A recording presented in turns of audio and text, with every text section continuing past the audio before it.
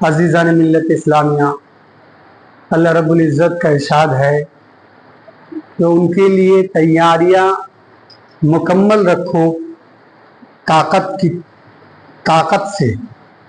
اور گھوڑوں کے ذریعے اور ان تمام چیزوں کے ذریعے جس سے تم اپنے دشمنوں کو ڈرا سکو، اللہ کے دشمن کو ڈرا سکو۔ اللہ کی یہ دشمن، تمہارے یہ دشمن کچھ ایسے ہیں جو دکھتے ہیں، کچھ ایسے ہیں جو دکھتے نہیں، اور تم اے انسانوں، اے مسلمانوں، جو کچھ بھی اللہ کے واسطے خرچ کرو گے، اللہ اس کو جاننے والا اور اس کا بدلہ دینے والا ہے۔ اہل حق کو اللہ تعالیٰ کی طرف سے یہ تاکیدی وصیت ہے، تاکیدی حکم ہے کہ تم اے مسلمانوں اہل حق ہو، حق والے ہو، اسی لیے تمہارے دشمن ہر زمانے میں رہیں۔ جہاں پر جو حق بولنے والا ہوتا ہے اس کے دوست کم، دشمن زیادہ ہوتے ہیں، اس لیے کہ حق جب وہ بولے گا تو جو نا حق ہے اس کو برا لگتا ہے۔ تو اللہ نے حق بولنے کے بدلے میں جو ناحق لوگ ہیں ستائیں گے، اس سے قبل حکم دیا کہ اے مسلمانوں تم اپنی طرف سے مکمل تیاری رکھو۔ جس طرح کی طاقت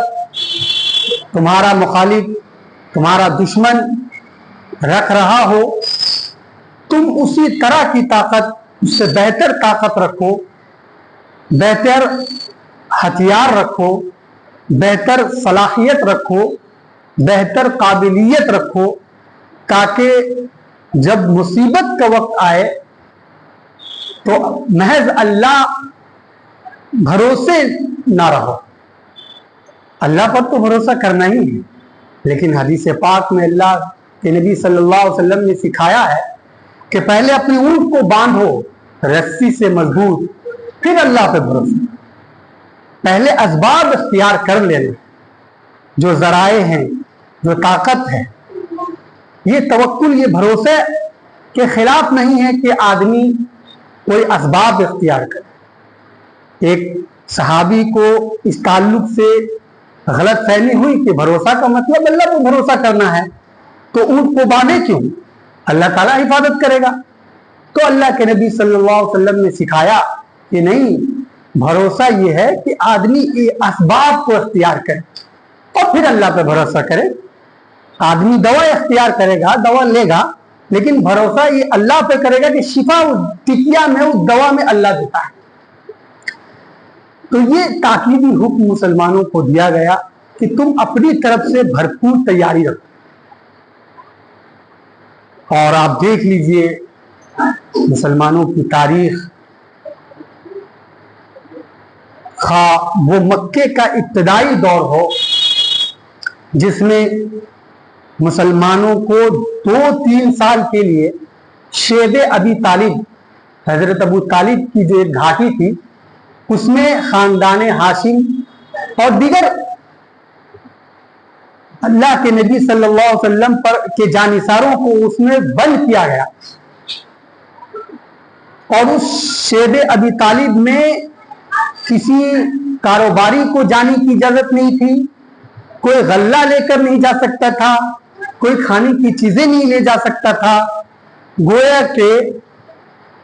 مثال کے طور پر سمجھانے کے لیے یہ بات کہی جا رہی ہے کہ جیسے اہل غزہ، آج ہر کوئی ان کی مدد کے لیے تیار ہے، ہر کسی کے دل میں درد اٹھتا ہے، چبھن اٹھتی ہے، وہاں کے معصوم، بھوکے بچوں، عورتوں، خواتین، بوڑھے، ضعیفوں کو دیکھ کر۔ لیکن آرڈر اور اسرائیلی قبضہ اور بہت کچھ دشواری کے باوجود انسان کی اپنی حسرت ان کی مدد کرنے کی جو ہے وہ پوری نہیں کر پا۔ سمجھنے کے لیے سمجھیے وہی حال، صورتحال ابتدائی دور میں مکے میں حضرت محمد صلی اللہ علیہ وسلم کے ماننے والوں کا باطل پرستوں نے، ناحق لوگوں نے کیا، اور ان سے جو سلام کلام کرے، لین دین کرے، ان کی مدد کرنے کی کوئی کوشش اگر کر رہا ہو تو ان تک کو ان لوگوں نے زد و کوب کیا، مارا پیٹا، ڈرایا دھمکایا۔ تو اللہ تعالیٰ کا یہ حکم ہوا کہ اے مسلمانوں، قبل اس کے کہ مصیبت کی کوئی گھڑی آئے، تم اپنے لیے اپنی تیاری مکمل رکھو۔ سرزمین کربلا کا معاملہ ہو، حق بولنے کے نتیجے میں خاندان نبوت کے چشم و چراغ کو بجھانے کی کوشش کی گئی، یا جہاں جہاں مسلمان ہیں، جن جن ملکوں میں مسلمان ہیں، وہاں کی صورتحال کو آپ دیکھیں تو کیونکہ یہ اہل حق ہے، اس لیے باطل کو ان کا وجود گڑتا ہے، چبھتا ہے، اور وہ کوشش کرتے ہیں کہ اس چبھن کو نکال کر پھینک دیا جائے، اس مسلم نام کے کانٹے کو راستے سے ہٹا دیا جائے۔ اور راستے سے ہٹانا اور پسپائی اور شکست اسی وقت ہوتی ہے جب مسلمان غفلت کا شکار ہوتا ہے، جب مسلمان ہوش کے ناخن نہیں لیتا ہے، جب مسلمان غافل ہو جاتا ہے، اپنے آپ کو بھلا دیتا ہے، اپنی حیثیت کو بھلا دیتا ہے، اپنے پیغام کے بھار وزن کو بھلا دیتا ہے، اپنے کردار اور سیرت اور کریکٹر کو جب بھلا دیتا ہے تو پسپائی ہوتی ہے، شکست ہوتی ہے، اور ہزیمت نصیب ہوتی ہے، اور مغلوبیت آتی ہے، غلامی آتی ہے، پریشانی آتی ہے۔ یہی 1400 سال کی تاریخ ہے، اور اس کے برعکس آپ 1400 سال کی تاریخ اٹھا کر دیکھ لیجئے کہ جہاں پر ایمان ہے، رسول اللہ سے محبت ہے، دور اندیشی ہے، علم ہے، صلاحیت ہے، قابلیت ہے، طاقت ہے، اور باطل سے لڑنے اور اس پر اٹیک کرنے کی جرات ہے، باطل کو دبانے کی کوششیں ہیں، باطل کو منہ کی کھانی پڑے اس کے لیے محنتیں ہیں، باطل ابھرے نہیں اس کے لیے دعوتیں ہیں، باطل دندنائے نہیں اس کے لیے ساری وہ کوششیں ہیں۔ تو وہاں پر دیکھیے کہ اقتدار نصیب ہے، عزت مل رہی ہے، سرخروئی حاصل ہو رہی ہے، بادشاہ بنائے جا رہے ہیں، ہاتھوں ہاتھ لیے جا رہے ہیں، اور ان کے چشم فیض سے ہر باطل اپنے آپ کو درست کر رہا ہے، ہر بد اخلاق اپنے آپ کو بااخلاق بنا رہا ہے، ہر نیچے کریکٹر کا آدمی نیچ کریکٹر کا آدمی اپنے آپ کو اعلیٰ کریکٹر کا بنا لے رہا ہے، ان کو دیکھ کر نصیحتیں حاصل کر رہا ہے، ان کو دیکھ کر اپنے اخلاق کو بلند کر رہا ہے، ان کو دیکھ کر اپنی زندگی گزارنے کے طریقے کو بلند کر لے رہا ہے، ان کو دیکھ کر ایک الگ طریقے کا انسان بن جا رہا ہے۔ جہاں پر یہ نظر آئے گا کہ پسپائی ہو رہی ہے، ہار رہے ہیں مسلمان، دبائے جا رہے ہیں، ستائے جا رہے ہیں، کچلے جا رہے ہیں، وہاں پر ضرور آپ کو نظر آئے گا کہ غفلت کے شکار تھے،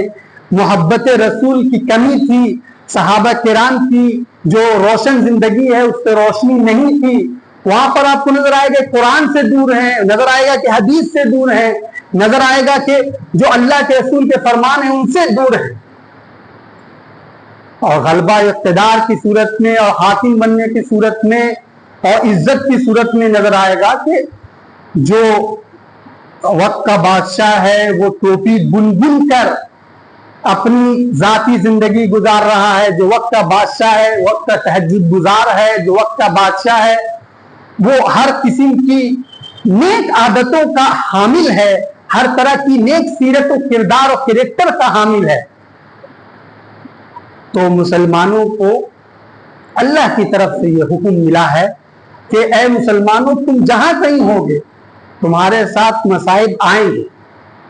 اور مصائب کے بارے میں فرمایا کہ وما اصابکم من مصیبت فبما کسبت ایدیکم، کہ تم کو جو بھی مصیبت لاحق ہوتی ہے وہ تمہارے ہاتھ کا کرتوت ہوتا ہے، اللہ تعالیٰ کی طرف سے کچھ نہیں ہوتا۔ اللہ نے صاف ایک فرمان کہا ان اللہ لا یظلم الناس شیئا، اللہ لوگوں پر ذرہ بھی ظلم نہیں کرتا ہے، ولکن الناس انفسهم یظلمون، لوگ اپنے پر ظلم۔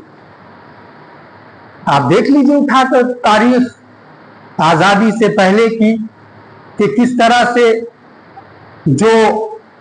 نواب تھے اور جو وقت کے گورنر تھے، جو شاہان تھے، کس قسم کے عادی تھے، کس طرح کی عادت کے وہ جو حامل تھے۔ آپ دیکھ لیجئے تو کوئی آپ کو نظر آئے گا کہ اس لیے انگریزوں کے ہاتھوں آ گیا کہ چپل پہنانے والا کوئی نہیں تھا۔ آپ دیکھ لیجئے کہ وہ ان کے محلات میں مناظرہ چل رہا تھا۔ آپ دیکھ لیجئے کہ طرح طرح کے کھیل اور جو ہے طرح طرح کی غفلت کی چیزیں محلات میں ان کے تھی۔ آپ دیکھ لیجئے کہ طرح طرح کے سیر و تفریح کے سامان تھے۔ آپ دیکھ لیجئے کہ طرح طرح کے محلات بنانے پر وقت صرف ہو رہا تھا، وقت خرچ ہو رہا تھا، ملک کی قیمتی دولت خرچ ہو رہی تھی۔ یہ کہ یہاں کے جو غیر مسلمین ہیں وہ اور تعداد میں اسلام قبول کریں، اس طرح کی کوئی کوششیں یا تو نہیں ہو رہی تھی یا کم تعداد میں ہو رہی تھی۔ غفلت تھی، دور اندیشی کی کمی تھی، ہوشیاری کی کمی ہوتی چلی گئی تھی۔ ہوش کے جو ناخون ہوتے ہیں وہ لینا لوگوں نے بند کر دیا تھا۔ یہ وجہ ہوئی کہ باہر سے ایسٹ انڈیا کمپنی کی شکل میں دوسرے لوگ آئے اور کمپنی کے ذریعے حکومت تک پہنچ گئے، اقتدار حاصل کر لیا، اور کل کے جو غالب تھے وہ مغلوب ہو گئے، جو حاکم تھے وہ محکوم ہو گئے، جو راجہ نواب تھے وہ سب جو ہے بری بری حیثیت میں پہنچ گئے۔ تو غفلت آج دیکھ لیجیے، عرب حکمران کی غفلت دیکھ لیجیے۔ فلسطین سے کبھی بچہ چیخ رہا ہے، کبھی خاتون چیخ رہی ہے، کبھی کوئی جرنلسٹ صحافی چیخ رہا ہے، کبھی کوئی جو ہے شہید ہونے سے پہلے ان کو گہار لگا رہا ہے، کبھی ان کو کہہ رہا ہے کہ اب تو ہوش کے ناخن لو۔ لیکن وہ ہیں کہ غفلت کی نیند میں اور غفلت کے ایسی چادر ہو چکے ہیں کہ ان کے کان پر جو تک نہیں رینگ رہا۔ ان کو معلوم ہی نہیں کہ مسلمان ہیں، ان کو لگ ہی نہیں رہا ہے کہ یہ جو بچوں کا قتل ہو رہا ہے، یہ بچے جو بھوکے مر رہے ہیں، جو یہ اسپتال اڑائے جا رہے ہیں، یہ شفا خانے، یہ دواخانے، یہ ہاسپٹل اور یہ بچوں کی تعلیم گاہیں، یہ سب بڑا برباد اور گھروں کو نصف نابود کیا جا رہا ہے۔ تب مسلم بھائی ان کو نہیں پتہ چل پا رہا ہے۔ ایک وقت آئے گا کہ وہ بھی زد میں آئیں، اور پوری یہ کوشش ہے اسرائیل، لیکن اہل حق سے کیا کہا گیا ہے کہ اہل حق سے کہا گیا کہ ایک وقت وہ بھی آئے گا کہ یہ منحوس، یہ ناپاک یہودی، یہ ظالم یہودی، یہ طاغوتی یہودی، یہ شرری یہودی، یہ فسادی یہودی اتنے بری حیثیت میں پہنچیں گے کہ کوئی پتھر کے پیچھے بھی چھپے گا تو پتھر یہ کہے گا کہ اے مسلمان یہاں آؤ، یہ یہودی میرے پیچھے چھپا ہے۔ درخت کے پیچھے چھپے گا تو کہے گا، اے درخت کہے گا کہ اے مسلمان اس کے وجود کو، اس کے سلام کو میں بھی برداشت نہیں کر سکتا ہوں، اس کو آ کے قتل کر دوں۔ ایک وقت وہ بھی آئے گا، لیکن معاملہ یہ ہے کہ ہم کیا اسی طرح کی جان کے نذرانے پیش کرتے رہیں گے؟ بچے بھوکے مرتے رہیں گے، خواتین چلاتی رہیں گی اور کوئی سننے والا نہیں رہے۔ یاد رکھیے کہ اللہ کے علاوہ کوئی مددگار نہیں۔ اگر اس ملک میں جو صورتحال آزادی کے ٹائم پر پیش آئی ہے اور جو شہیدوں کے خون دینے کی بنیاد پر جو ہم چین و سکون کی زندگی گزار رہے ہیں، 100 سال ہم کو تو ڈر لگتا ہے کہ شہیدوں کے خون کا 100 سال پورا ہونے سے پہلے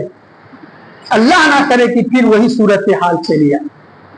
کیونکہ وہ صورتحال لانے کی پوری کوشش کی جا رہی ہے۔ اور مسلمان کی غفلت کا عالم ہر کوئی دیکھ رہا ہے کہ اب ایسے دور میں جہاں پر مقبرے محفوظ نہیں، مدرسے محفوظ نہیں، مسجدیں محفوظ نہیں، داڑھی محفوظ نہیں، ٹوپی محفوظ نہیں، کرتا پاجامہ محفوظ نہیں، यानी कुर्ता पजामा देख कर मारा जा रहा है, दाढ़ी देख कर मारा जा रहा है, कब्रों को देख कर उड़ाया जा रहा है, मकबरों को देख कर टारगेट किया जा रहा है। ऐसे दौर में भी फितना, फसाद, आपसी इख्तिलाफ, आपसी इंतशार, मसलकी इख्तिलाफ, बिरादराना इख्तिलाफ, ऊंच नीच का इख्तिलाफ, बिरादरी का इख्तिलाफ, हर चीज का इख्तिलाफ एकदम शबाब पर है।